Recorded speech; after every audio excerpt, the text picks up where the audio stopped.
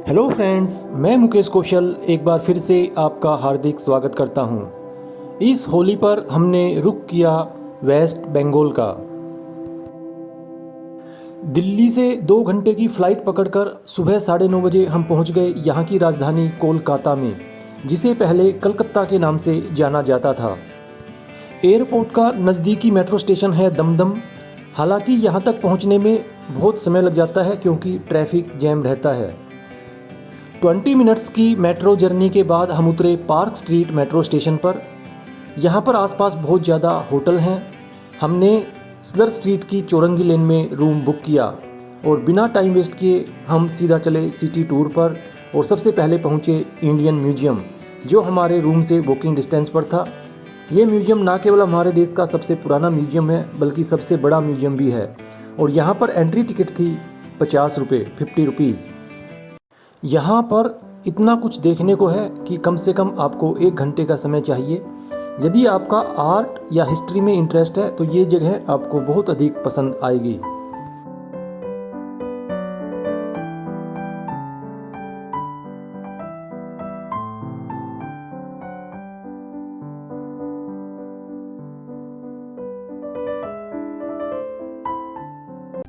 Museum से निकलकर हमने ऊबर की बाइक हायर की और लगभग 2 किलोमीटर की दूरी पर हम पहुँचे बिरला प्लानिटेरियम में और इस राइड की कॉस्ट थी 35 रुपीज़। यहाँ पर गैलेक्सी फॉर्मेशन के ऊपर एक मूवी दिखाई जाती है जिसकी टिकट होती है 120 रुपीज़ और यहाँ पर शो स्टार्ट होता है दोपहर 12 बजे से लेकर शाम को 6 बजे तक, एक घंटे के अंतराल पर।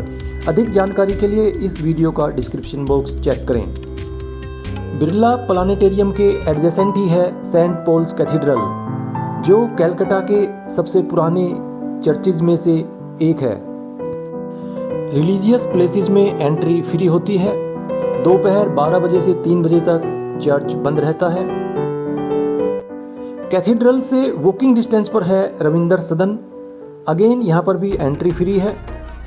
यदि आप आर्ट लवर हैं तो यहाँ पर ज़रूर जाना चाहिए। यहाँ पर मूवी या थिएटर भी चलते रहते हैं।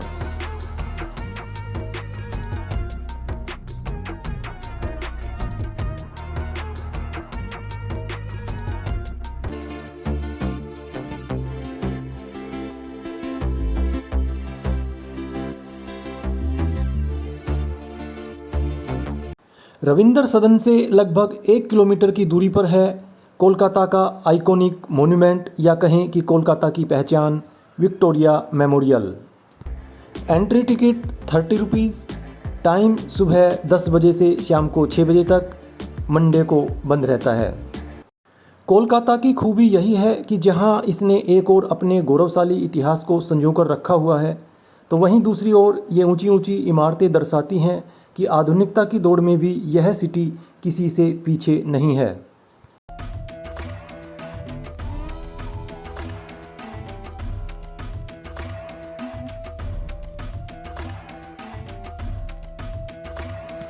अंग्रेजों द्वारा निर्मित यह इमारत पूरे 100 साल पुरानी है। बिल्डिंग का आर्किटेक्चर एडमायर करने के साथ साथ यहाँ पर आप बहुत सारी अंग्रेजों के समय की रॉयल पेंटिंग्स भी देख सकते हैं। विक्टोरिया मेमोरियल के सेंट्रल डोम के ऊपर एक विक्ट्री ऑफ एंजल रखी गई है जो एक बियरिंग पर टिकी है और जब तेज हवा आती है तो इसकी डायरेक्शन चेंज हो जाती है। इस मेमोरियल का निर्माण एक बहुत बड़े गार्डन के बीच में किया गया है जिसके चारों ओर कई झील भी बनाई गई हैं।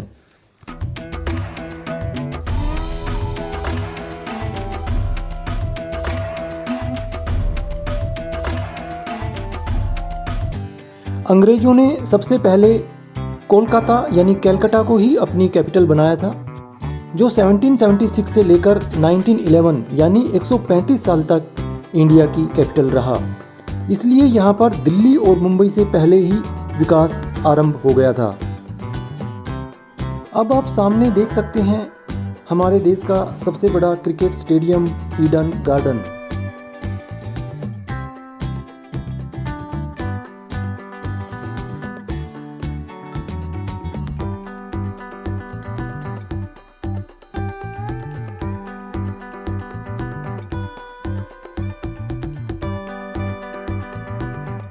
साउथ कोलकाता से निकलकर हम जा रहे हैं नॉर्थ कोलकाता की ओर स्ट्रैंड रोड होते हुए।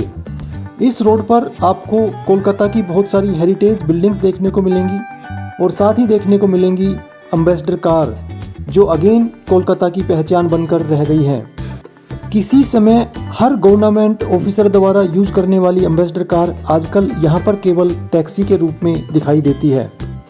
एम्बेसडर कार का निर्माण कोलकाता के नज़दीक ही उत्तरपाड़ा में किया जाता था। High Court of West Bengal, जिसका आज भी ऑफिशियल नाम कैलकाटा हाई कोर्ट ही है। इवन जो दूसरे मेट्रो सिटीज़ हैं चेन्नई और मुंबई, वहाँ भी हाई कोर्ट का नाम पुराने नाम से ही चलता है। कोलकाता का राजभवन आप परमिशन लेकर इसके अंदर भी जा सकते हैं, लेकिन विजिटिंग आवर्स केवल मॉर्निंग में ही होते हैं। सिटी की कुछ और इम्प्रेसिव बिल्डिंग्स, वाइट कलर की स्ट्रक्चर है यहाँ का General Post Office, pin code 7/01।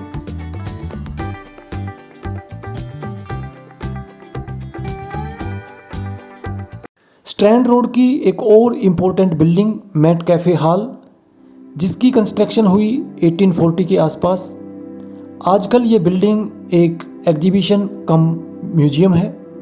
यहाँ पर पेंटिंग्स और फोटोग्राफ्स के माध्यम से कोलकाता के इतिहास के साथ साथ बंगाली कल्चर की भी बहुत ही सुंदर प्रस्तुति दी गई है।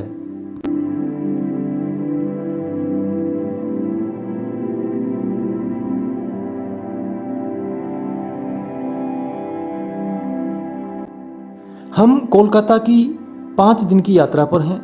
3 दिन हम मेन सिटी को ही एक्सप्लोर करेंगे और 2 दिन के लिए हम जाएंगे सुंदरबन, जो एक डेल्टा आइलैंड है। यहाँ पर आप हमारे नेशनल एनिमल यानी रॉयल बंगाल टाइगर को उसके नेचुरल हैबिटेट में देख सकते हैं। यदि आप कोलकाता की यात्रा प्लान करना चाहते हैं तो दुर्गा पूजा के टाइम पे प्लान कीजिए, यानी अक्टूबर के मंथ में दशहरा के आसपास। उस समय सिटी की रौनक कई गुना बढ़ जाती है और इस हॉल में भी दुर्गा पूजा से संबंधित एक पंडाल को दिखाया गया है।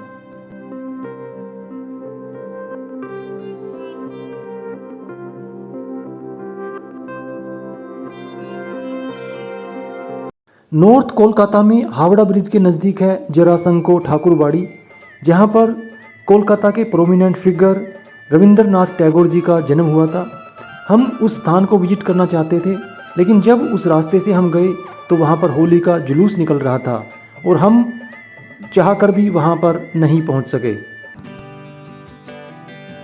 ठाकुरबाड़ी ना पहुँच पाने का हमें थोड़ा अफसोस जरूर हुआ, लेकिन यहाँ से लगभग 1 किलोमीटर की दूरी पर ही था हावड़ा ब्रिज, इसलिए हम वहाँ पर आ गए। हावड़ा ब्रिज को फेमस किया बॉलीवुड फिल्मों ने। आपको याद होगा कि हावड़ा ब्रिज के नाम से ही एक मूवी बनी है। बहुत सारी फिल्मों में इस ब्रिज को दिखाया गया है। यह ब्रिज कोलकाता सिटी को हावड़ा रेलवे स्टेशन से जोड़ता है, जो कोलकाता में सबसे पहला रेलवे स्टेशन बना था।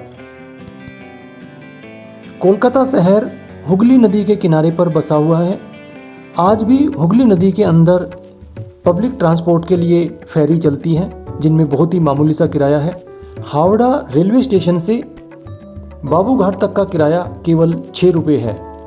ना केवल फेरी में, बल्कि यहाँ की जो बसें हैं या मेट्रो ट्रेन है, बल्कि मेट्रो ट्रेन तो मैं कहूँगा कि इंडिया की सबसे सस्ती मेट्रो ट्रेन है। हावड़ा के आसपास यानी नॉर्थ कोलकाता में सफाई व्यवस्था इतनी ठीक नहीं थी, लेकिन जब हम फेरी में बैठकर साउथ कोलकाता की तरफ आने लगे तो हमें बहुत सारी इम्प्रेसिव बिल्डिंग देखने को मिली। उन्हीं में से एक थी ये डायमंड हेरिटेज स्ट्रक्चर, और उसके बाद फिर न्यू सेक्रेटरीट बिल्डिंग जो ब्लू कलर की है, और उसके साथ ही है SBI बैंक का ऑफिस समृद्धि भवन।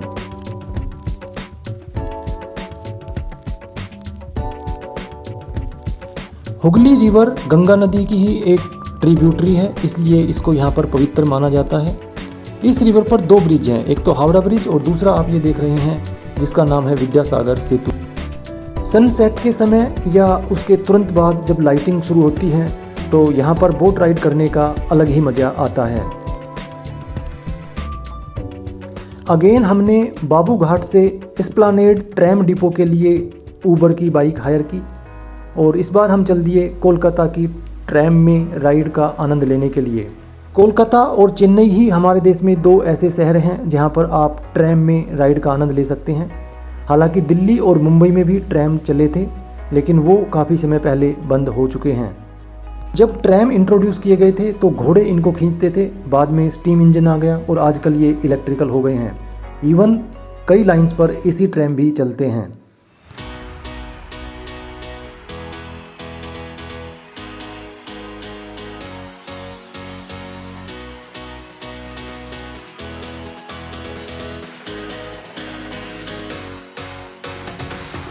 कोलकाता एक और चीज़ के लिए फेमस है, वो है बंगाली स्वीट्स, खास करके रसगुल्ला।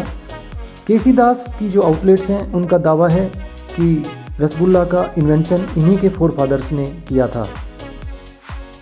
कोलकाता में केसी दास की बहुत सारी आउटलेट्स हैं।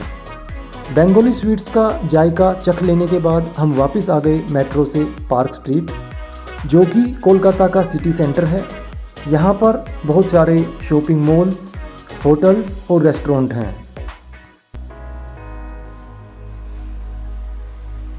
द 42 कोलकाता की एक टॉलेस्ट स्ट्रक्चर है।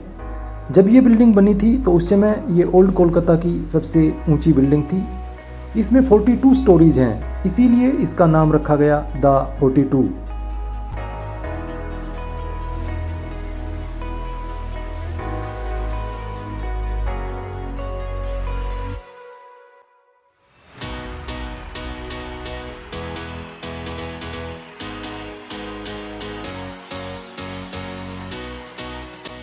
कोलकाता में अपनी शाम को यदि आप यादगार बनाना चाहते हैं तो आप जाइएगा प्रिंसिप घाट, जो पार्क स्ट्रीट से केवल 4 किलोमीटर की दूरी पर है।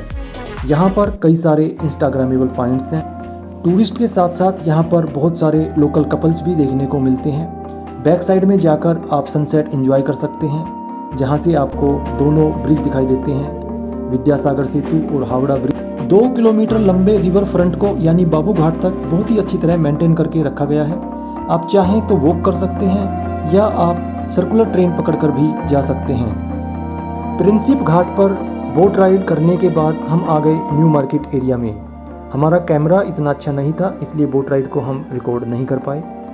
न्यू मार्केट एरिया के अंदर ईट स्ट्रीट है, जहां पर डिनर के बहुत सारे ऑप्शन हैं, लेकिन ध्यान रखिएगा यहाँ पर पुलिस पकड़ लेती है यदि आपने मास्क नहीं लगा रखा तो दोस्तों ये था कोलकाता में हमारा पहला दिन। उम्मीद करता हूँ ये वीडियो आपको पसंद आया होगा।